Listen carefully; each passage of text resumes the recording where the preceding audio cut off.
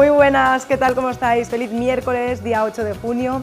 Os vamos a avanzar lo que nos espera a lo largo de esta hora de entretenimiento y de cultura en la 8 Bierzo. Ya sabéis que lo que nos gusta es el entretenimiento, pero también esas marchas solidarias en las que no podíamos faltar. Al final del programa os vamos a comentar cómo participar en A Santiago contra el cáncer. Tampoco puede faltar nuestro espacio de psicología en el que hoy vamos a hablar del efecto halo y del efecto Orn. Yo sé que hay veces que alguno de vosotros tiene un poco más claros los conceptos que incluso nosotros, que hoy he descubierto esos conceptos, pero si hablamos un poco más en cristiano y os comentamos, ¿hacemos prejuicios a la hora de valorar a una persona por su físico? Ahí va la pista. También os avanzo que hablaremos sobre la ley trans en un reportaje que se ha organizado gracias a la Universidad Feminista, y tenemos también preparada algo, también una sorpresa que os va a encantar, y es la cena templaria. Yo sé que hay mucha gente que se pregunta cómo inscribirse, os vamos a dar el teléfono y os vamos a dar también un espacio físico donde acudir a sacar vuestras entradas. Eso sí, antes de comenzar con el tema de actualidad, vamos a conocer las oportunidades de mañana. Huevos de gallinas libres de jaula, avícola tratante clase M a 1,85 la docena. Venga, Gadis, el precio no es un problema. Mañana huevos de gallinas libres de jaula, avícola tratante clase M, docena 1,85 €. Arrancamos con el contenido de actualidad por excelencia. Acaba de comenzar la selectividad, claro. Entonces estamos todos pues muy preocupados porque los estudiantes creo que se han preparado a fondo, ¿no? Fernando, muy buenas tardes. ¿Qué tal? Fernando González, que es el vicepresidente de la sección 6. Muchos nervios, me imagino. Bueno, los alumnos normal. Claro, los alumnos normal, desde aquí les damos suerte, pero que muchas veces la suerte también es fruto del trabajo y del estudio. No hay más secretos, ¿no? Exactamente. Sí, hay las capacidades innatas y luego el esfuerzo, es lo que hay. Pero bueno, ya pasaron la primera mañana, que es lo más difícil, ahora ya con tranquilidad, ya esto rodado, ya saben las aulas donde tienen que ir, ya son como casi unos veteranos de la EBAU, así que nada, todo sin problemas. Hablamos también de cifras, ¿no? Si os parece, comentamos en León, en la provincia, 1.465 y en Ponferrada, 542. Exactamente, sí. Bueno, Ponferrada es una sección muy importante de la Universidad de León, hay dos, pero es importante, y bueno, y además se está promocionando con estudios que son muy interesantes aquí, de cosas de agricultura y demás, de cosas que tienen mucho futuro, de sanidad y eso, así que bueno, bien. Yo creo que al final lo que se necesita es seguir apostando no por el futuro, sino por un presente inmediato, un presente donde los jóvenes cada vez están más preparados, eso es cierto, pero también lo que quieren es buscar oportunidades. Claro, ya cada uno cuando les preguntas, bueno, ¿y qué es lo que te gustaría hacer con tu futuro? Cada vez hay más gente que lo tiene un poquito más claro, quizás es porque van más preparados, ¿no? Bueno, no sé decirte, hay muchos que quieren ser youtuber o influencer o cosas así, hay mucha gente de esa, y hay otra gente, afortunadamente, pienso yo, que están más centrados y quieren formarse y ser unos buenos profesionales. Exactamente, por lo menos las oportunidades las tienen, porque ahora no podemos decir que no haya nadie con las mismas oportunidades, todo el mundo tiene las mismas oportunidades para estudiar, lo que hacen falta son ganas. Exactamente, bueno, tienen mucha dispersión, tienen el móvil, tienen internet, tienen Netflix, tienen de todo, claro. Pues es muy complicado, yo también lo entiendo, ¿eh? En mi época teníamos un balón de fútbol, sí lo teníamos, y correteábamos detrás de él dándole patadas, pero ahora tienen que ir a inglés, tienen que ir a, yo qué sé, tienen que ir a música, tienen que ir a piano, tienen que responder a redes sociales. Eso también ya es otro trabajo. Eso da mucho trabajo.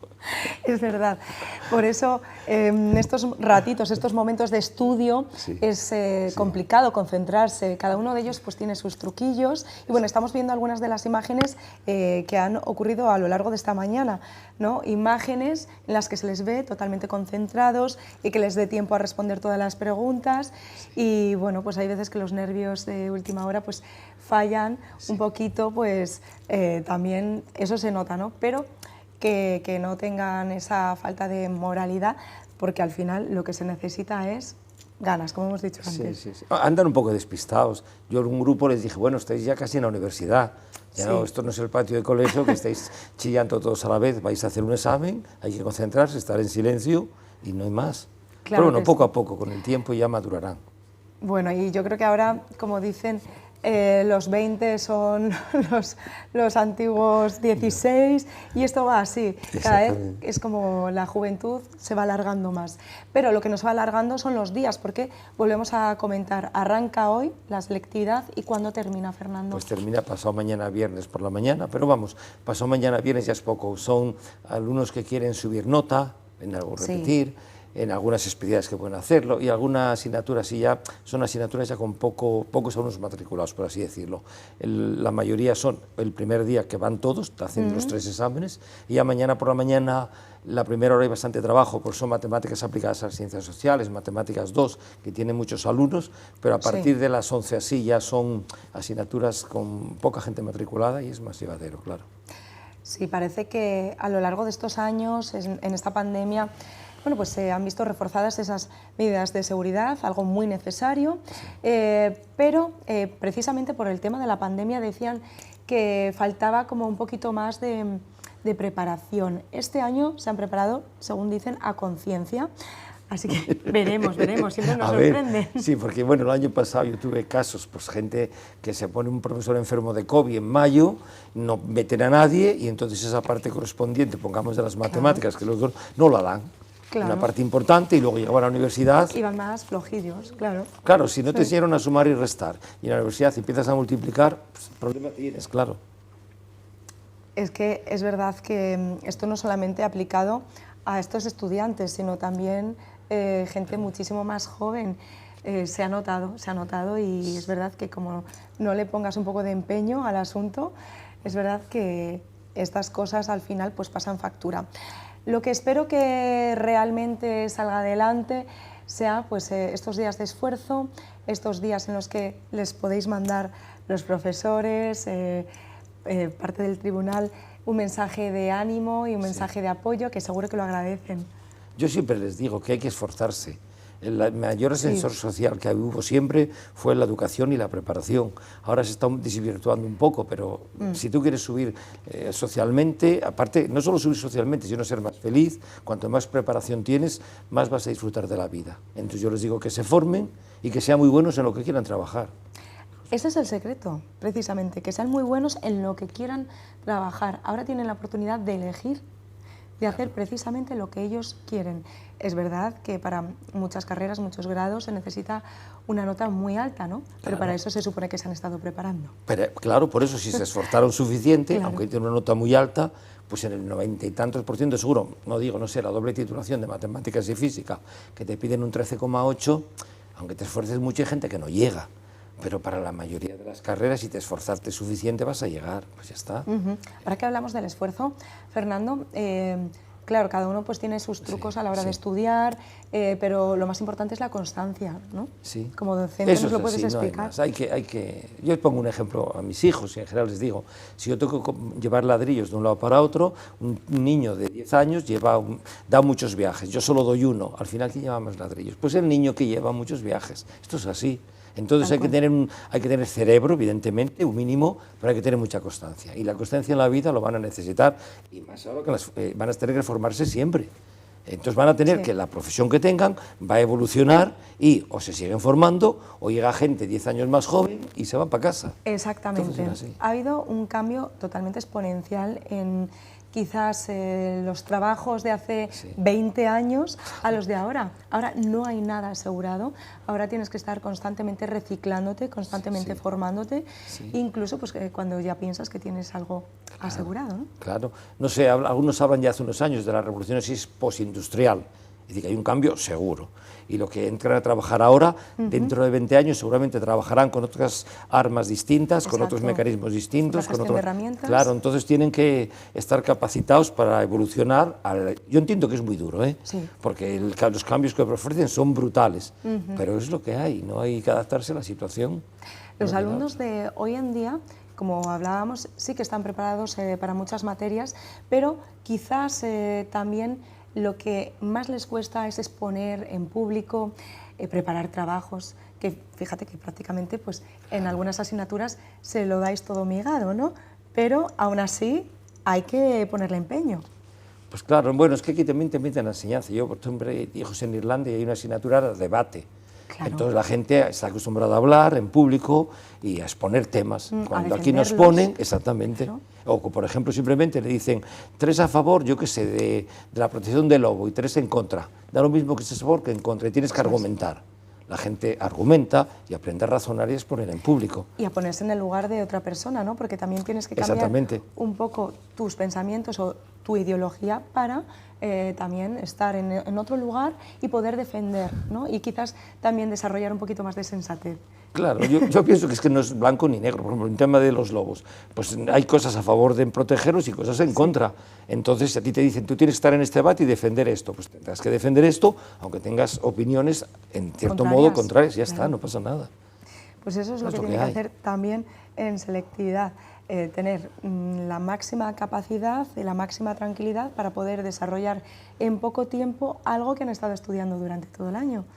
Eso es muy duro. ¿No? Estamos acostumbrados a hacer esos exámenes de cada 2 temas, Claro. de cada 3 líneas. Entonces, claro, cuando tienen que memorizar tanto en tan poco tiempo, yo entiendo que es muy duro, ¿eh? Pues son muchos exámenes en muy poco tiempo. Pero bueno, es lo que hay que adaptarse y bueno.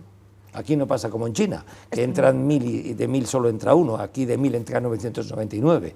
Tiene una ventaja, claro. Cierto es, cierto es. Bueno, hablábamos de protocolos, continuamos con las mismas medidas de seguridad, parece que nos hemos relajado un poquito más, Sí. sin embargo, que nosotros sepamos, todavía no ha habido ninguna baja por COVID de alumnos. De alumnos ninguna, De momento que sepamos. estamos haciendo las cosas de forma correcta y es verdad que el tema de los objetos personales hay que dejarlos a la vista, bien preparados, ¿no? Y bueno, una bolsa transparente. Bueno, el tema fundamental es que en este país está bien visto el ser sinvergüenza y el copiar. Esto, ¿para qué lo vamos a decir? Ya en bachillerato dicen que el libro de cabecera es El Lazarillo de Tormes. Mira, ¿ves? Donde la gente, lo que el mensaje es, eres un pícaro, eres un sinvergüenza, una mala persona y vas a triunfar. Entonces eso lo tienen ya interiorizado. Porque Dicen es casi que España es el país de la picaresca. Claro, entonces no es justo que una persona copie y saque mejor nota que otro y entonces le quite, pues está. Entonces hay que de alguna forma intentar paliar eso. Bueno, hacemos lo que podemos. Pues si solo llevan la bolsa, es más difícil que copien que si llevan una mochila. O, por ejemplo, la gente que lleva el pelo largo, si tú aquí le pones un pinganillo con el pelo largo, pues tienes más ventaja que el que no lleva pinganillo. Entonces, hacemos lo que podemos, pero bueno, tampoco es un tema de vida o muerte. Pero bueno, yo creo que es un tema de concienciar desde pequeños que la gente no tiene que copiar. Que lo que tiene que hacer es aprenderlo y también quizás esas estrategias para aprender tienen que ser diferentes, ¿no? Porque la gran mayoría de los alumnos, o por falta de tiempo o por falta de interés, es verdad que aprenden las cosas, las sueltan y ya te olvidas. Es sorprendente. Sí, yo tengo alumnos que dicen, es que el año pasado ya se me olvidó. No sé, yo hace cosas que di hace más de 40 años y aún las memorizo. No todas, pero unas cuantas sí. Entonces tú puedes olvidar algo, ¿no? Mira, yo tengo un ejemplo que ponía el catedrático mío de Santiago, decía que, por ejemplo, las matemáticas, hace falta 3 cosas. Primero, entenderlas. Eso es. Luego, memorizarlas y luego olvidarlas. ¿Por qué olvidarlas? Porque hay que meter otras cosas en la cabeza y no caben todos. Dice, afortunadamente solo nos tenemos que preocupar de la primera y la segunda. La tercera, según sales de un examen, puedes permitirte el lujo de ir a tomar unas cervezas o salir para olvidar.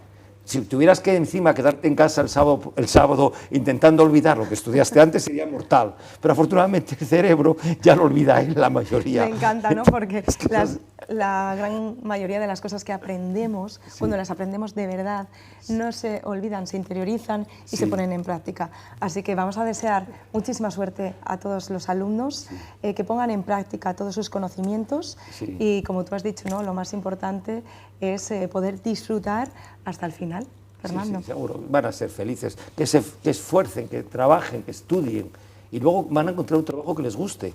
Y eso es lo mejor que pueden encontrar, un trabajo que les guste.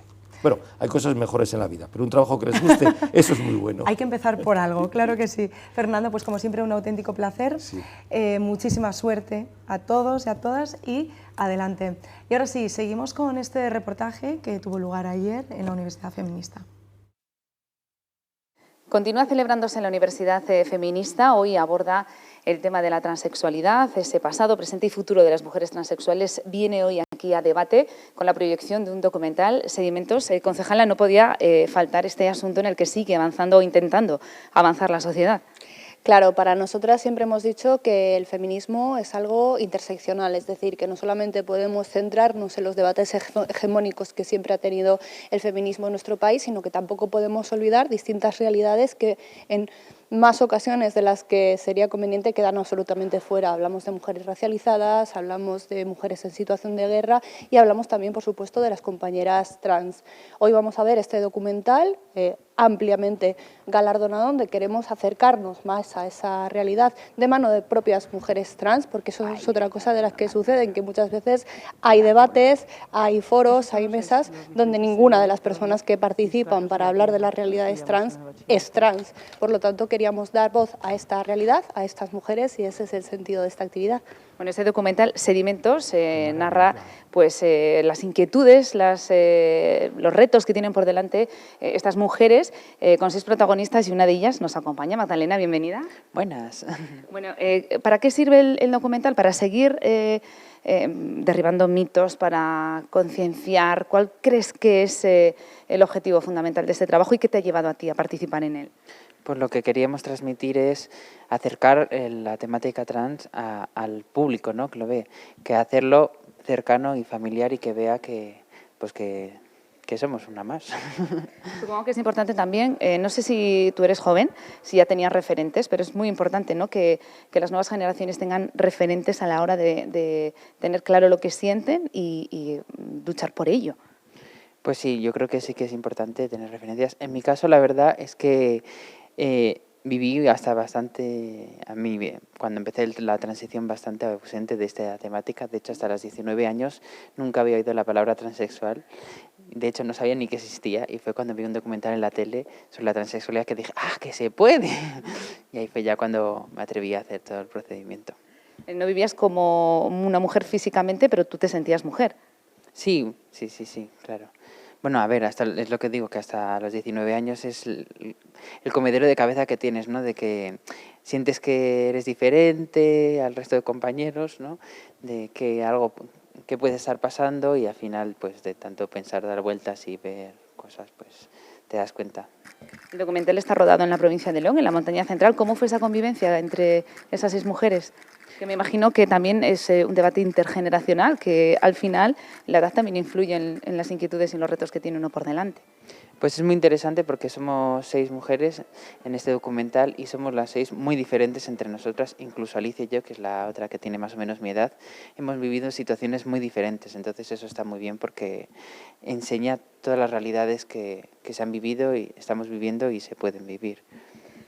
Después de esa proyección va a participar telemáticamente concejala Marina Sáez, que es la presidenta del Consejo de Participación de LGTBI, es profesora de Derecho en la Universidad de Valladolid, una de las la primera mujer transexual profesora universitaria, ¿no? Catedrática de nuestro país. Para nosotras es un auténtico placer, un orgullo y una oportunidad única poder contar con una compañera como Marina, porque sabéis que ahora mismo, desde que se ha planteado el anteproyecto de la ley trans en el Ministerio, pues están surgiendo muchas dudas, muchas incertidumbres, posiciones muy contrarias, y queríamos que también en este foro feminista estuviese abierto a la participación, al debate, al diálogo, a resolver dudas o incluso a manifestar posiciones que discrepan un poco con el anteproyecto de la ley trans. Lo que sí que queremos dejar claro, y tiene que quedar meridianamente cristalino, es que una cosa es discrepar del anteproyecto de la ley trans, es decir, poder pensar que un texto legislativo pues caben mejoras, es mejorable, se puede puntualizar, se puede matizar, y otra cosa es, como estamos viendo también lamentablemente,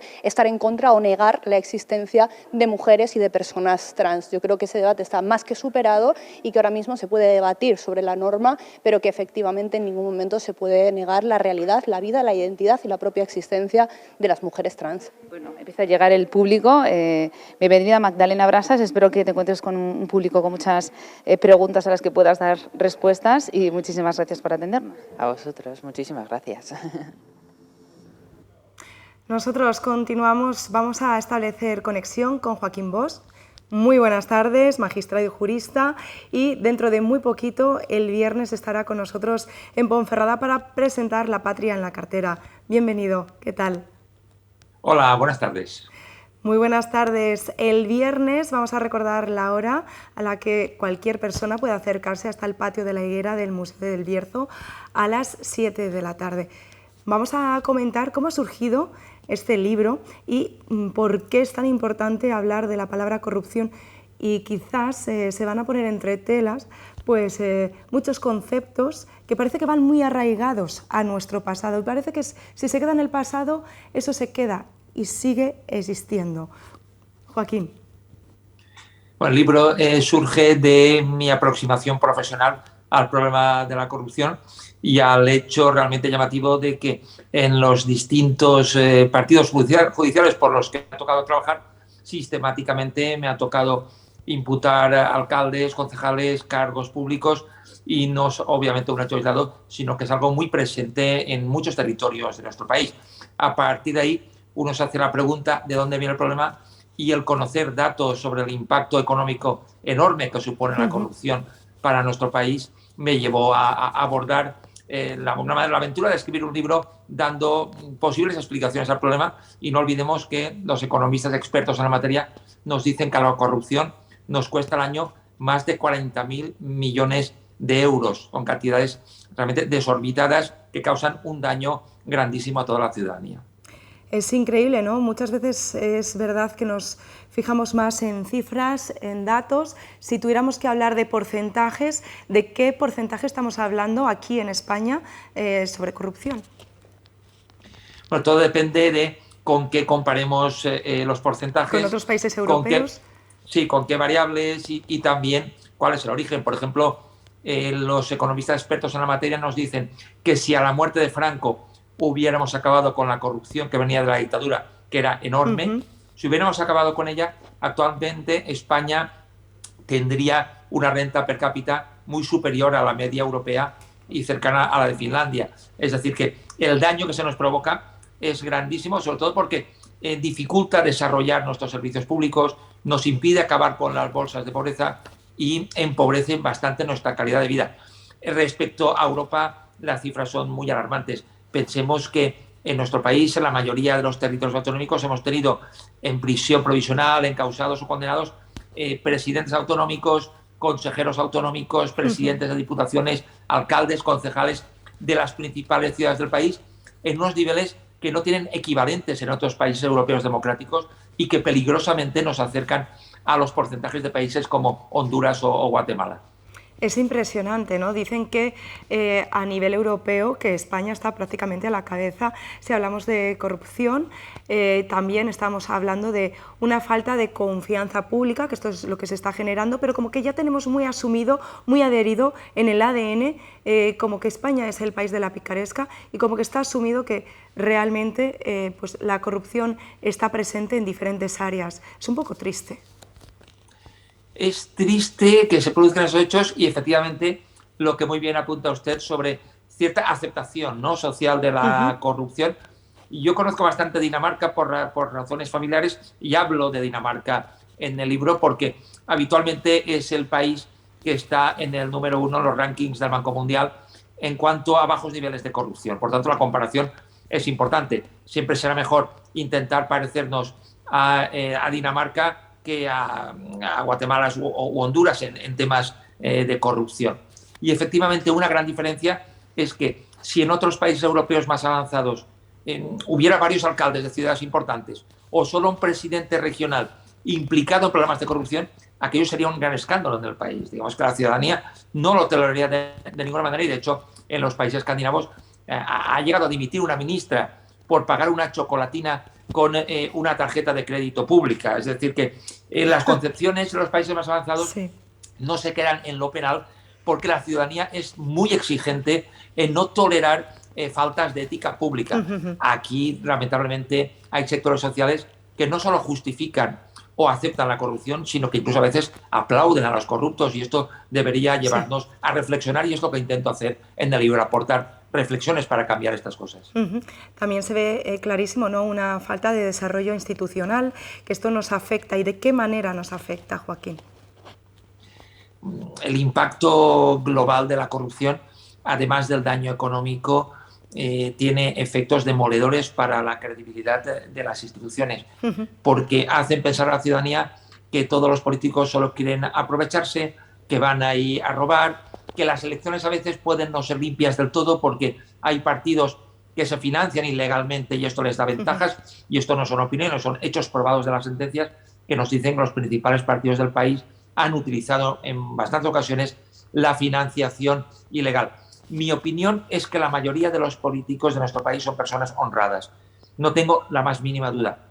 Ahora bien, basta que haya una minoría amplia en espacios centrales de decisión para que esto acabe ensuciando la imagen de todos los dirigentes políticos y para que pueda contaminar muchas partes del sistema institucional. Y no son 4 manzanas podridas, por desgracia, y ahí tenemos las sentencias. Son más de 40 y son más de 400, y por ello, además del efecto económico tan pernicioso en nuestra situación social, nuestra democracia será más prestigiosa de cara a la ciudadanía, será mejor valorada si conseguimos apartar todas las corruptelas que acaban empañando la imagen de nuestras instituciones.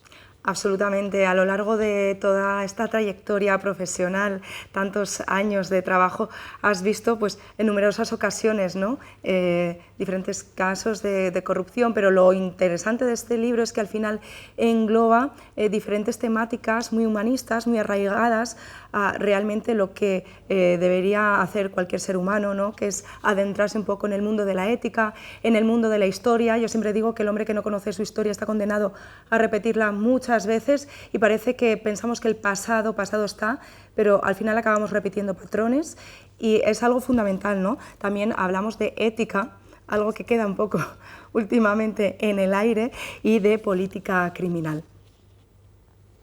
Bueno, yo documento casos de corrupción en España desde la Edad Media.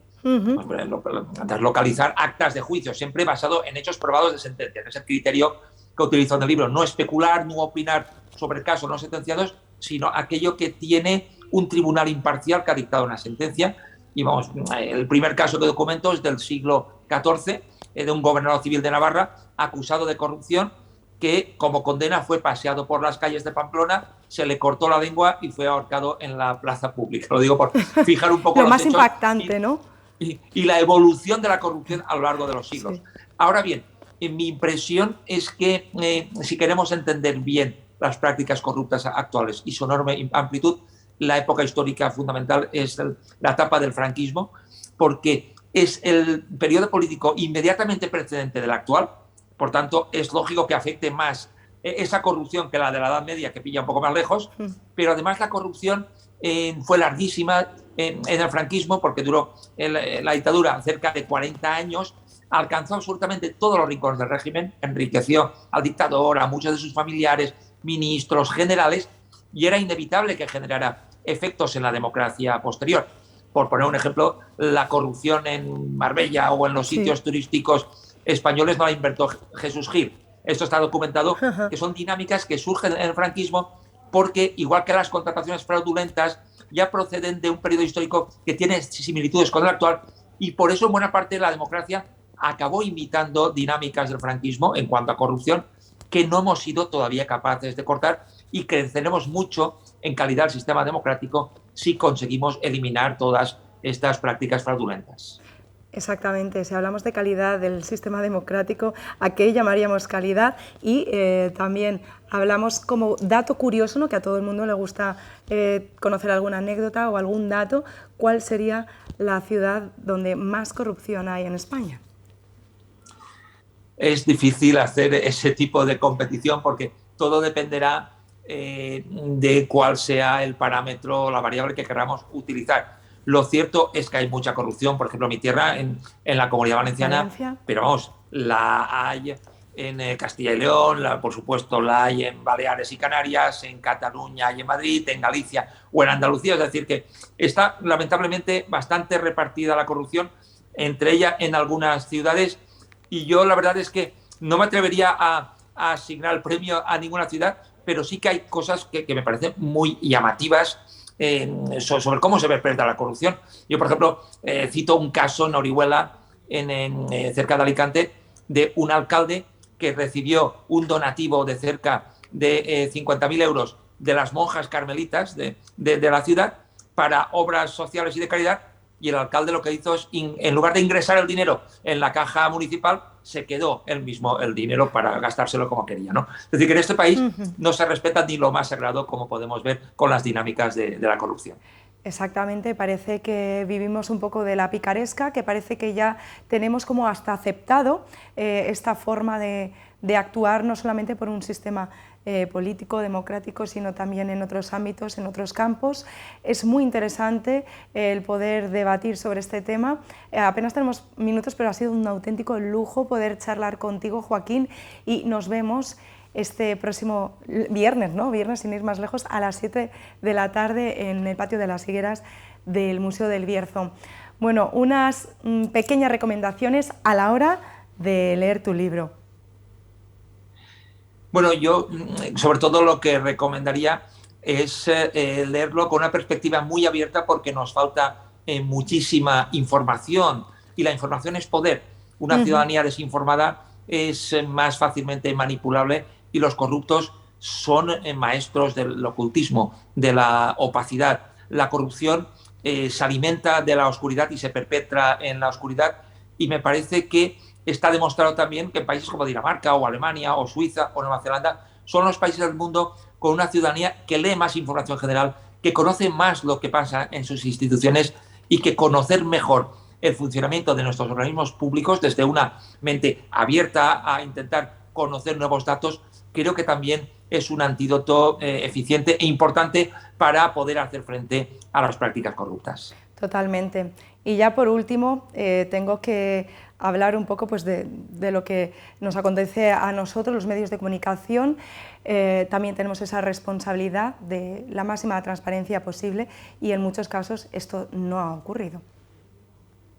Los medios de comunicación son absolutamente claves en la lucha contra la corrupción. Como comentaba hace un momento, en aquellos países en los que la ciudadanía lee más medios de comunicación y está más informada, la corrupción es más baja. Cuando la ciudadanía se desentiende y los medios no informan, se pueden perpetrar más las prácticas corruptas.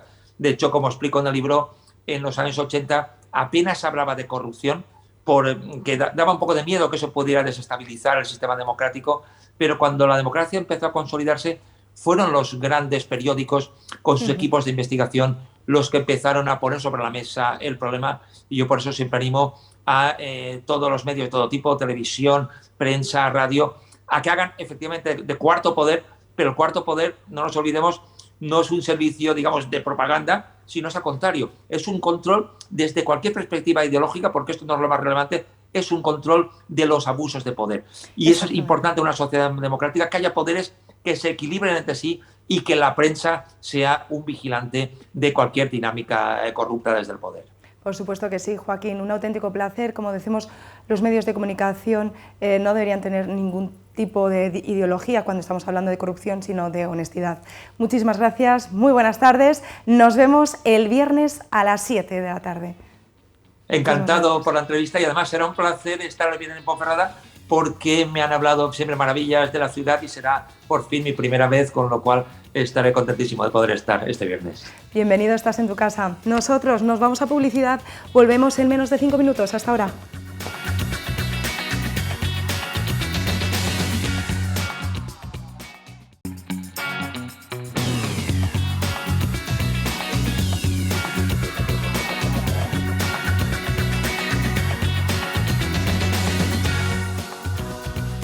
Las 5 menos cuarto de la tarde, nosotros seguimos en directo, y ahora sí con nuestro espacio de Psicología Avanza. Muy buenas tardes, Vanessa González Gabela, nuestra neuropsicóloga, bienvenida. Muy buenas tardes, María. Bueno, hoy vamos a hablar de varios conceptos que yo desconozco totalmente, el efecto halo y el efecto Horn, ¿no? Sí, son desconocidos, pero en cuanto hablemos de ellos... ¿Nos van a sonar? Sí, os van a sonar a todos, porque todo el mundo, todas las personas, alguna vez hemos hecho el efecto halo o el efecto Horn. Sí. Es decir, os vamos a dar unas pistas para que vayáis ahí entendiendo el tema. Algunas veces habéis juzgado por el físico de una persona, a veces os habéis guiado por la belleza de una persona, por los rasgos de una persona para catalogarla de una forma positiva o negativa. Pues eso es el efecto halo y el efecto Horn. Es verdad que a todo el mundo nos gusta, o a casi todo el mundo, nos gusta la aprobación social, nos gusta que socialmente ser personas reconocidas, buscamos esa aprobación. Entonces, muchas veces esa aprobación social el resto de las personas nos la dan en base a un rasgo físico o una característica, eso sería el efecto Horn, el efecto halo, perdón, sería algo positivo. Por ejemplo, llegamos a una reunión de trabajo, es nuestro primer día, y entonces vamos muy nerviosas y una compañera de trabajo o compañero de trabajo nos recibe con una sonrisa. Entonces lo primero que hacemos, como ha sido ese rasgo positivo, creamos un efecto halo de rasgos positivos alrededor de esa persona y solo vemos cualidades positivas en esa persona. Entonces lo que decimos es que esa persona es súper agradable, que ha sido muy maja con nosotros, muy cordial, y a partir de ahí nos planteamos las situaciones de que podremos llegar a ser grandes amigos. Sin embargo, nos damos cuenta, nos giramos y pillamos a esa persona riéndose de nosotros y de lo mal que lo hemos hecho el primer día de trabajo y los días sucesivos. Entonces, claro, ahí aparece el sesgo que creamos ante esa persona. Lo que pasa es que las personas, ante las situaciones nuevas, necesitamos reducir la incertidumbre de la información que nos falta. Entonces, esa incertidumbre la reducimos creando nuestras propias teorías. Y en efecto, halo sería todo en base a algo positivo. Además, es como que se atribuyen ciertos rasgos de personalidad, sí. Faltan piezas en el puzzle, pues tú las completas, ¿no? Eso mismo, tenemos que completar a esa persona y siempre con rasgos positivos. ¿Qué pasa? Que es un sesgo cognitivo. La información que tenemos no es la real y no es toda esa información. Entonces, en muchas ocasiones se le atribuye mucho a la belleza de esa persona. Vemos que consideramos que una persona porque es atractiva o porque es guapa tiene muchos rasgos más positivos que una persona que igual es menos atractiva físicamente o menos guapa, e incluso creemos que llega a tener más éxito social. Aunque eso también a veces juega en su contra, porque muchas veces estereotipamos y creemos que una persona, porque tenga determinados rasgos físicos, está menos capacitada que otra persona que no tiene estos rasgos físicos. Entonces, no valoramos su trabajo como debiera de ser. Entonces, tiene una doble vertiente, o en rasgos positivos, efecto positivo o efecto negativo. Como pasa en el efecto Horn, ¿no? Eso mismo. Imagínate, pues estamos en una cena de amigas. Sí, pasa muchas veces. Estamos en una cena, entonces, de repente, una amiga lleva a otra persona, una persona que no conocemos. Y vemos que esa persona es muy ruda, está muy callada, muy seria, muy hierática, y ya de antemano esa persona no nos cae bien, no nos entra bien. Entonces ya por un rasgo definitorio, que en ese momento esa persona estaba más seria, para nosotros hacemos un halo a su alrededor, pero de características negativas. No tiene nada que ver conmigo, es muy seria, no me gusta, no me aporta nada.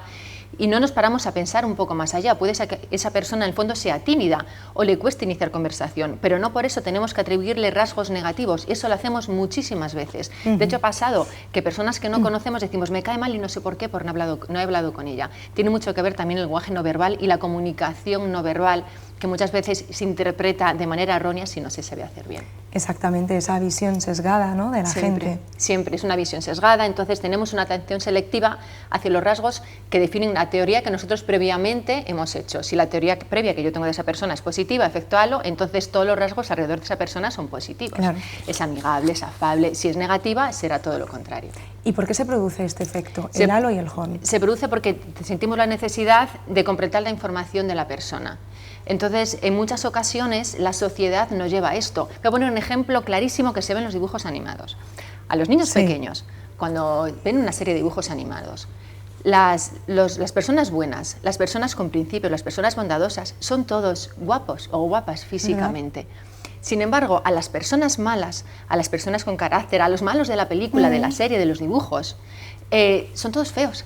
Físicamente son personas desagradables, son personas que les ponen un tono de voz distinto, son personas más agrias. Entonces ya a los niños desde pequeños les condicionamos a que lo atractivo, lo bello es bueno, lo malo y lo que no es tan bello es negativo, y entonces no es tan bueno para nosotros. Entonces hay que tener muchísimo cuidado con eso, porque ya desde pequeñitos los estamos condicionando y sesgando la información por completo. Claro, y es más, ¿a qué catalogamos bello y a qué catalogamos feo, no? Es verdad que existen una serie de estereotipos ahora mismo, pero como decimos, la belleza es muy particular, cada uno pues entiende la belleza a su manera. Entonces, ¿cómo nos puede afectar este efecto halo y este efecto Horn en nuestro día a día? Pues mira, a nivel escolar, por ejemplo, se ve muy bien en los profesores.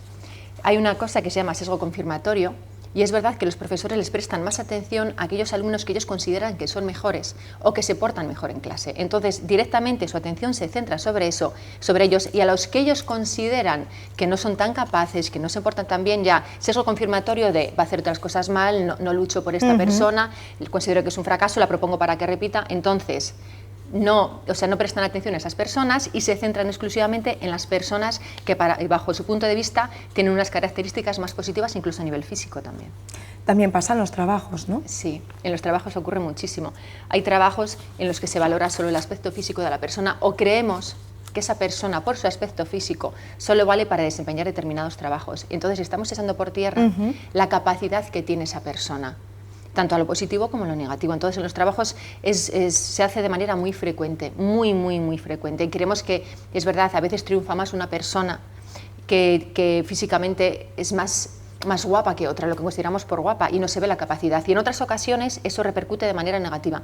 Una persona que vemos que es físicamente más guapa, que tiene otras cualidades, otros atributos, directamente la encasillamos y la catalogamos solo en un aspecto de ese trabajo y no queremos que sea capaz de realizar ningún otro tipo de trabajos. Ahí está el efecto Horn y el efecto halo muy negativo para la otra persona, porque todo el mundo somos válidos y capaces, independientemente del físico que tengamos.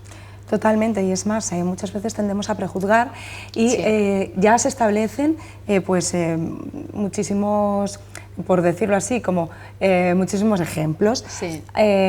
Al chico guapo el guapo y el majo, sí. La guapa y la maja, Eso la guapa mismo. y la inteligente, como si todo estuviera reñido, como si todo estuviera catalogado. Sí, guapa e inteligente no puede ser, directamente no, porque no va a ser tanta perfección, que no existe, recordamos que no existe la perfección, pero sí que catalogamos con distintos aspectos. Es verdad que nos agrada, supuestamente agrada más una persona que físicamente cumple X estereotipos y prototipos, pero que la sociedad nos ha dicho que tienen que cumplir X estereotipos y prototipos. Hay otro ejemplo, si me permites ponerlo, Sí, claro. Un programa de televisión súper conocido de cantantes, en los cuales los jueces están dados la vuelta, porque solo escuchan la voz de esa persona, para que no intervenga el efecto halo ni el efecto Horn, porque tú físicamente no ves a esa persona y te guías solo por lo que escuchas, porque muchas veces la carrera de determinadas profesiones o artistas también está ligada a cómo es físicamente ese artista, aunque no tenga una voz muy buena, si el físico es muy bueno, entonces pasamos por alto determinadas cosas en determinadas profesiones, no en todas, por favor. Bueno, en muchísimos países europeos no te piden la foto del DNI, por así decirlo, a la hora de hacer una entrevista. Sí, a la hora de entregar un currículum tampoco pones la foto, porque si no eso ya te sesga de alguna manera. O sea, hay que juzgar a las personas por el nivel de profesionalidad que tienen, no por el físico que tienen. Una persona puede ser más o menos atractiva, depende para quién. Exactamente. Directamente. Sí, y además que eso es como un trato muy injusto, ¿no? Sí. Para muchas cosas. ¿Cómo podemos evitar este efecto, tanto el halo como el Horn? ¿Cómo podemos cambiar ciertas cosas y ciertos patrones? Parece complicado, pero es verdad que sí que se pueden hacer cosas. Se puede, primero, no estereotipar. No hay que juzgar a una persona ni hacerse un juicio previo de esa persona por cómo sea esa persona físicamente o por la primera impresión que nos haya dado. Enseguida la gente está encantada de buscar los defectos de alguien, ¿no? Sí. Es como nada más que alguien conoce a otra persona, vamos a buscar los defectos, o realmente también en diferentes ámbitos, en el trabajo, en las amistades, primero a lo malo y luego a lo bueno. Y es que eso, bueno, lo voy a decir así, es que me da asco. Es que encima ya estás perdiéndote conocer a personas que realmente son muy buenas y muy capaces en muchos ámbitos. Y lo hemos dicho más de una vez, si una persona tiene luz no hay que apagar esa luz que tiene. Si una persona tiene luz, vamos a fomentar esa luz y vamos a hacer que cada vez brille más. No es un obstáculo para mí que una persona tenga luz, porque todos somos válidas, pero es verdad que sí que pasan ese tipo de cosas. Entonces, fuera prejuzgar a una persona por el físico, vamos a valorar a esa persona por la capacidad que tiene esa persona. Y no nos fiemos de la primera impresión. No, porque podemos estar errados. Y muchas personas sí que fallan esas primeras impresiones. Yo mismamente han fallado en la primera impresión que yo puedo dar a determinadas personas. Luego conoces a la persona y dices, eres totalmente distinta a lo que yo conocía de ti. Pues sí, soy distinta.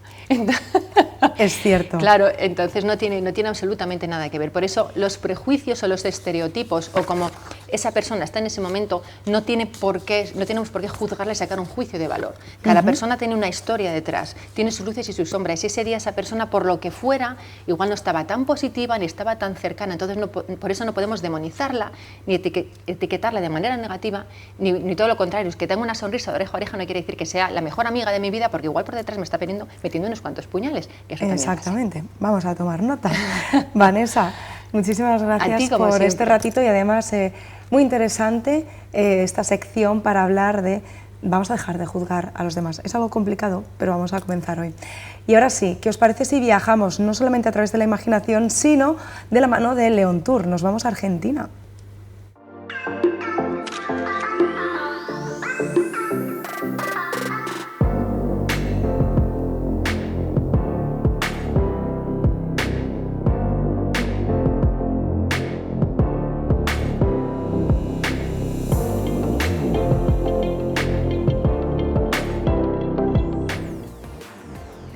Te presentamos un viaje que no va a dejarte indiferente, donde contemplarás paisajes que se cuentan entre los más impresionantes de la Tierra. Viaja a la cuna del tango y descubre las 1000 culturas de Argentina y sus paisajes, y no te pierdas su capital, Buenos Aires, la ciudad más europea de Latinoamérica, con sus elegantes barrios y su exquisita gastronomía. Contempla la majestuosidad natural de las cataratas del Iguazú, una de las 7 maravillas naturales del mundo, donde el estruendo del agua te hará vibrar. Argentina es sinónimo de belleza. Descubre todo lo que te ofrece este maravilloso país de la mano de Viajes León Tour, tu agencia de viajes de confianza.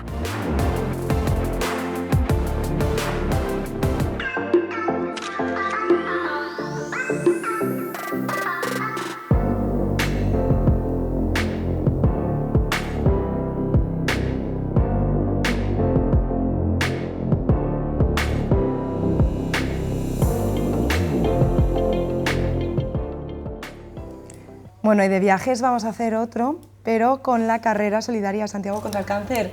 Gaspar Luna, muy buenas tardes. ¿Qué tal? ¿Cómo estás? Muy buenas, bien, pues con todo el lío. Que me dices, estamos hasta arriba, porque hoy a las 7 de la tarde tenemos una cita, ¿no? Sí. En el Museo de la Energía. Tenemos la presentación del vídeo de ediciones anteriores, un poco de lanzadera para dar difusión. Es en homenaje a Toño, uno de nuestros compañeros, que desgraciadamente ese rival, esto es una carrera que no es competitiva, pero el rival es durísimo y el rival es el cáncer. Y bueno, y tratamos siempre de dar la mayor difusión posible, porque esta carrera sin tener difusión, sin llegar a tantas y tantas puertas y tantas ayudas, sería imposible, y como en otras ediciones intentaremos conseguir un buen pellizco para la Asociación contra el Cáncer del León, para investigación y bueno... Sí, yo creo que también es importante el saber que todas aquellas personas que están participando están contribuyendo en mayor o menor medida, pero todas están haciendo un esfuerzo en lograr algo increíble, ¿no? Que se ha recaudado más de 330.000 euros, 330.000 euros a lo largo de todo este tiempo, ¿no? Pues me lo acabas de decir, pero yo contaba que se había superado los 300.000, pero no tenía esta cifra. Fíjate. O sea que esto es alucinante. Cada vez nos vamos superando, pero yo creo que al final estamos hablando de calidad humana, estamos hablando de un tema de sensibilización, estamos hablando de algo que realmente supone un reto. La verdad que sorprende mucho que gente corriente, gente que no tiene grandes cualidades atléticas, etcétera, pues nos... espera, que... Sí, está perfecto. Lo único que no está perfecto es el boli. Genial. Que consiga hacer sus relevos, que a veces son... me decía una amiga, pero es una carrera simbólica. No, no es una carrera simbólica. Es muy dura a veces. Hay días con temperaturas altas.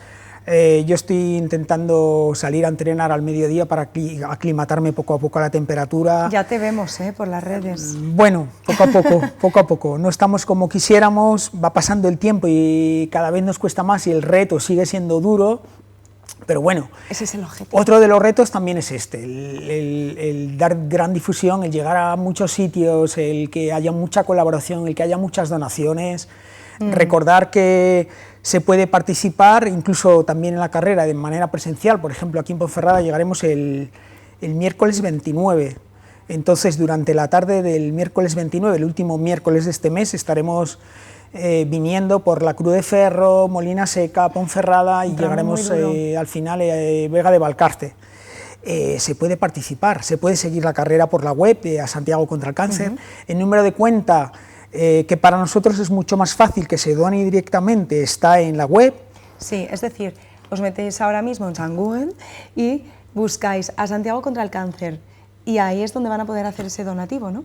Eso es, sí, ahí hay un número de cuenta, es el mismo de todos los años. Sí. Todo cuenta, suman 2 euros, suman 5 euros, suman, hay gente que dona 100 y pico de euros. Poco a poco, el año pasado conseguimos 48.000 euros. Y bueno, y aparte, como dicen los sociólogos, no hay cosa más nutritiva emocionalmente que aportar ayudando. Algo que le da algo a los demás. Somos más felices dando que recibiendo.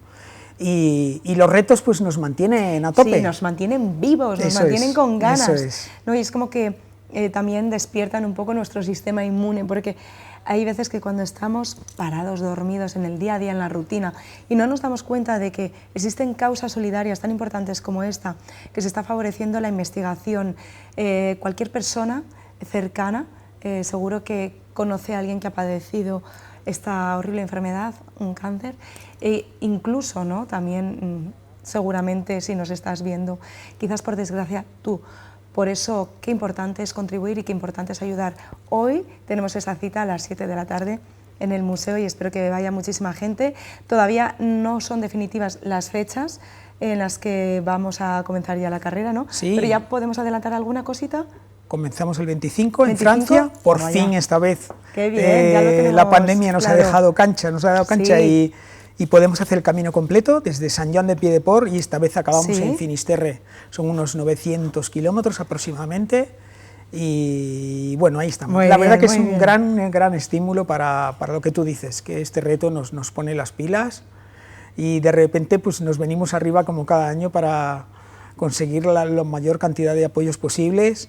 Muchas gracias a vosotros también por dar difusión y a toda la gente que poco a poco va consiguiendo todo ese tipo de donaciones para llegar a estas cifras que hablamos, ¿no? Por supuesto que sí.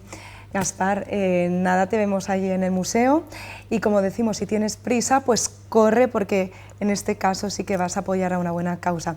Y ahora sí, nos vamos a ir despidiendo, pero antes quiero recordar que todavía estáis a tiempo de inscribiros en la cena templaria.